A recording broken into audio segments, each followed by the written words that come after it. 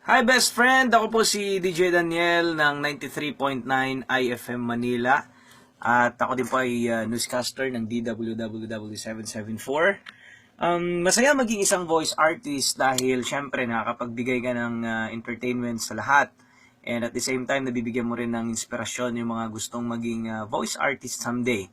Kaya kung gusto mong maging isang voice artist, DJ, host, or etc., it's about time to grab your own copy of Gusto Kong Maging Voice Talent, ang kauna-unahang voice acting book sa Pilipinas na sinulat ng pinakakilalang voice artist sa bansa na walang iba kundi si Pucholo, The Voice Master Gonzales. Available na sa leading bookstores nationwide. Let's support this book. Napakagandang libro po nito.